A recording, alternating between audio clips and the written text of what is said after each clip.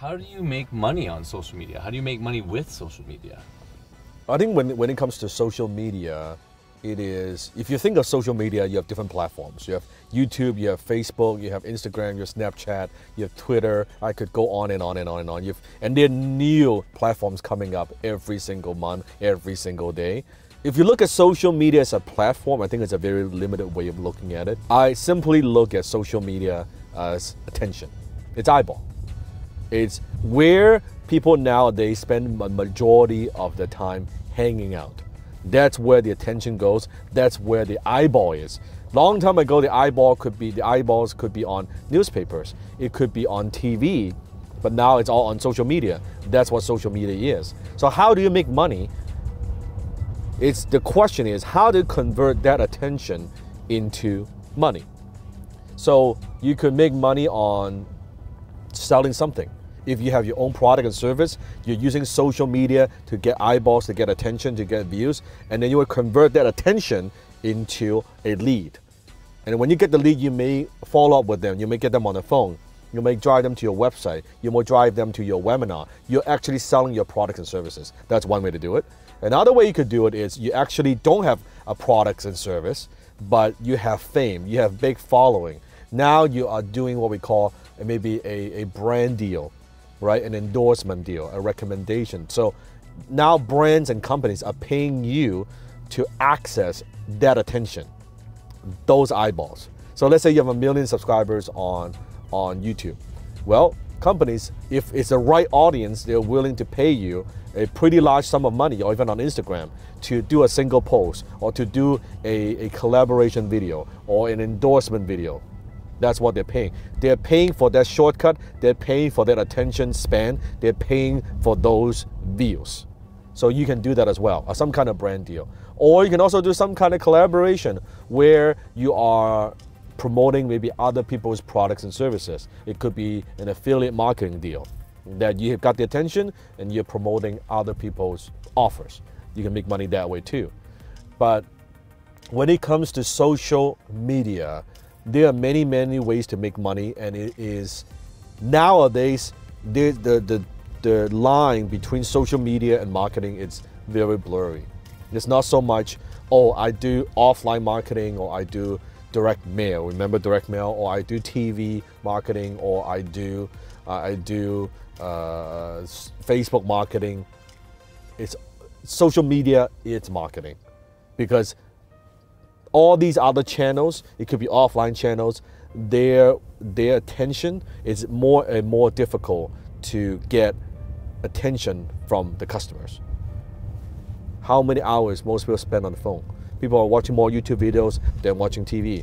People are reading more Facebook posts and news versus reading newspapers. That's where and you can't sell to them if they're not paying attention to you. Before they can spend money with you, they need to know you. And they won't, if they don't even know you exist, they're not even paying attention to you, it's very difficult to do anything to make a sale. I think they think of social media is like, hey, as long as I get attention, I'll make money. Or let me build a following, then I will make money. It is fucking wrong. I always ask people, if let's say you're building your Instagram followers, if you're not making money with 20,000 people, what makes you'll make money? What makes you think you make money with 40,000 people or 60,000 followers? Because you cannot multiply zero. You don't suddenly get to a point, hey, I have not been making money throughout the whole journey. Suddenly, when I have 100,000 people, you'll make money? Just think about it. It makes no sense. So you need to have a solid business model. You need to have an offer that converts. You need to have product and services that people actually are willing to spend money on before you get those attention. Because if your stuff sucks, more attention to something that's lousy, that is not gonna make you rich. That's not gonna make you money. So assuming you've got something that's really, really good. Now you get more attention to it, you get more sales, you get more buyers, then you grow and you scale from there. Then you can scale your business very quickly, because with social media, you can reach billions of people around the world like that. That's what makes it good. You're putting that on steroids, right? You're getting way more people paying attention to your stuff. So another mistake I see people make is, especially young people, millennials, Oh yeah, well, I just want to be famous on social media. Dan, how can I build a social media followings like you? I say, for fucking what? I mean, fucking you're so young, you don't have enough experience, you've got no substance yet. If you have no substance, building that, getting more attention, that doesn't do anything. Unless you want to be Justin Bieber or something, you're in the entertainment industry, that's a different story. But for most people, fuck, you're like a young dude, you're a young guy, a young girl. Just that's not how you build a long-term business. You might make a little bit of business, a little bit of money short-term, but you're not going to have success long-term. You need to have depth. You need to have substance. It's like, oh, Dan, I want to build a personal brand. You're fucking 19 years old. A brand on what? You can't even you don't know anything yet. Build a brand on what? When you build a brand, you let the world know just how fucking stupid you are, how naive you are, how incompetent you are. More eyeballs does not help unless you're fucking genius. If you are, good for you. I'm talking about most people. So the fame for the sake of fame is stupid. I say, so you don't just want to be famous, you want to be rich and famous. It's fortune and fame. More fame should bring you more fortune, done properly. That's my take. I think the downside when it comes to social media is there is a huge sacrifice you have to make. I think people don't address that, and I want to address that.